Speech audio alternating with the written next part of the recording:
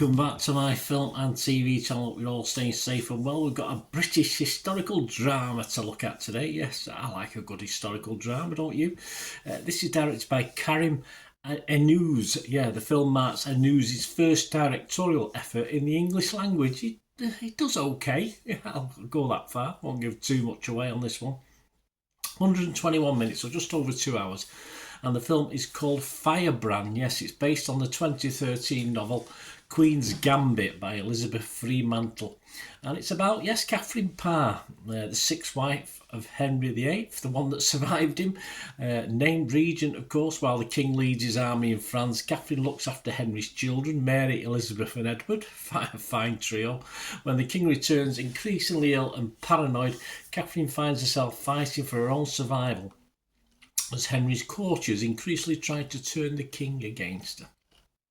There's a lot of sort of set movement in this. She's sort of stuck within the palace, etc. So there's not a lot spent, not a big budget on outside scenes, that's for sure. But starring in this, we've got Alicia Vikander. She plays Catherine Parr. Jude Law is Henry VIII. Yes, a bit more on those two in a minute.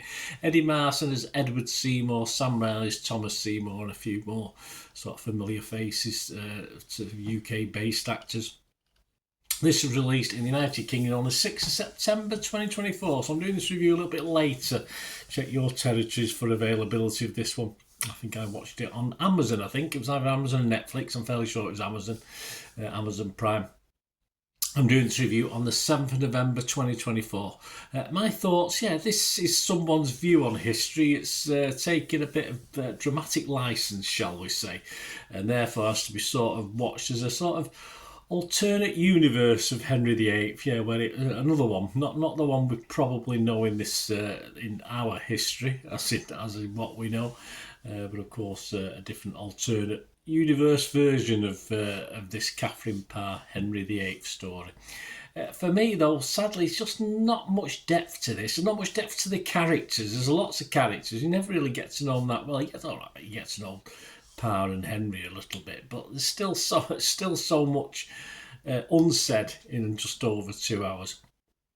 And although it's very interesting, especially the conclusion, which is an interesting slant on what may have happened, which is entertaining enough, only perhaps quite unbelievable, but I'd say it's an alternate universe. But as I watched it, I was watching it more for the two main leads in this rather than the story, because I just thought it lacked a little bit of depth.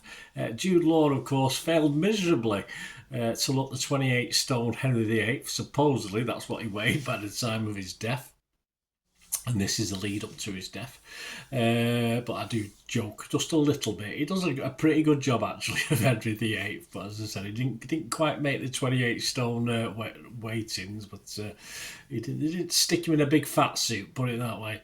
But he did an okay job, as did Paul Vikander playing Catherine Parr as well. She did a good job. As I said, I was sort of watching it for them two rather than the story, because it was all very shallow, all very no real depth to it, and it just felt as though you were coming into something that you should know more about. You know, it's something you've watched about 7 series of this, and this is getting to the conclusion, and obviously it's not. It's a one-off. And of course this story is over 2 hours, but even that obviously is not long enough for us to really delve into it went fast. The time went really fast, which is usually a good thing. So as I said, it's mainly because I enjoyed the actors. Sadly though, there's just not enough meat on the bones. I'm not talking about Jude Law's weight, but you watch the two leads, and for that alone, it was not a total waste of time, but I'm not going to give it a fantastic score. I would be fresh on Rotten Tomatoes. I'll be a little bit mixed, as I said, because I was a bit disappointed with the story. But I'm going to give it not quite my watchable score. I wouldn't put you off watching it, but I'm just going to give it a simple 5.5 out of 10, this one. I can't really give it any more than that. What are other people thinking? Well, Rotten Tomatoes, very similar to me, 5.6 out of 10. That's 58 critics. The consensus of their critics, divorced from the historical record with little to show for it, Firebrand is a period piece whose revisionist aims are at odds with its stultifying approach. Now, if I knew what stultifying meant, I could tell you, but I didn't look that one up, so you'll have to have a look. There's a little mission for you, stultifying.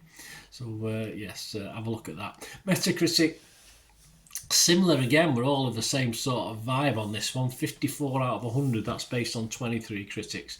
6 were positive, but 16 were mixed and 2 negative. Nicola Austin from Empire Film Magazine wasn't very positive on this. She only gave it 40 out of 100. She said, Alicia Vikander gives a graceful performance and the lavish period production shines, but unfortunately, this is more fizzle out than Firestarter. Yeah, I would have to agree. But Patrice Witherspoon from Screen Rant website, give it 75. She liked it. She said, sure, the script takes wild liberties, it does, that bear no resemblance to historical accuracy. Well, not that we know anyway. But with Vikander and Law leading this wonderful ensemble, it's a rather welcome addition that will keep your eyes glued to the screen from start to finish. Yeah, so same as me, but I think 75 out of 100 is a bit much to give it that. So we all, as we always do, we always look at Internet Movie Database, don't we? So I'm going to give a look at that, and yeah, the public like it. 6.2, so far higher than me or anybody else has give it. 6.2, and that's 3,000 scores and reviews as well. So as I say, it's not a total disaster, and I did think it was okay. I just say it was just a little bit let down by the story, I thought, or certainly the depth of the story. Anyway, as I said, this was for me the final episode of a long series where we knew certain things had led to this. So anyway, that's my views. Let me know what you thought, guys. Please, if you do like what I try and do, press that like button, guys. Give that little like button a smash. That'd be fantastic if you like my attempts. And if you do check through the channel, loads of stuff, of course. If you're not already subscribed, please do so. And press that button so you can be notified when these vlogs come out. And if you do check through the channel, see stuff on my football team, Manchester City, as well. So if that's any interest, or you know someone who might be, give them a kick in my direction. And yeah, any support you can give me, guys. It might just be a matter of watching an ad or two. That all helps. Or if you want to get a membership with the benefits of that, or even sponsor the channel, just get in touch, and please stay tuned to this to find out how you can do that. Right, a quick shout out before we go for my sponsors at the moment. PAT 6505, they've got a little eBay shop. And they sell movie posters from the 1990s and 2000s, some great films, some great actors. So please check the link in the comments section below and you'll go straight to the shop. I dispatch everything between 24 and 48 hours, so if you see anything there, you want to order it, you can also mention my name. I mean, they are sponsoring me, so I do my little deal as well, so you can get 10% off. If you buy anything, just mention me, so say Bernard sent you, and they'll give you a 10% reduction on your order price. My thanks to PAT 6505. If you're interested in sponsoring the channel yourselves, guys, supporting the channel by sponsorship, just let me know. My socials are on screen there, so just contact me about that and we can have a chat. Other ways to help me out, guys, if you watch the ads, if the ads on this YouTube ads, that helps in a very little way, but it all helps. It all, watch the pennies and pounds look after themselves, they say, don't they? Or the pennies or the 10p's look after themselves. But if you watch the ads or follow the links on the ads as well, that's always a nice way to support the channel. If you sort of hang on for it, I've done that. I watched other people's and followed the ads, just something I fancied, which does happen from time to time. Of course, you can support me by pushing that subscribe button as mentioned earlier, and that of course pressing the button so you know when these vlogs are coming out. And of course I'm always interested in your opinions, and of course if you can give us a like, that'd be wonderful as well. So thanks for watching, guys. Hopefully I'll join you very, very soon with something else. Until we meet again, I'll never ask one thing, don't I? Please stay safe, everyone. Bye for now. Yeah.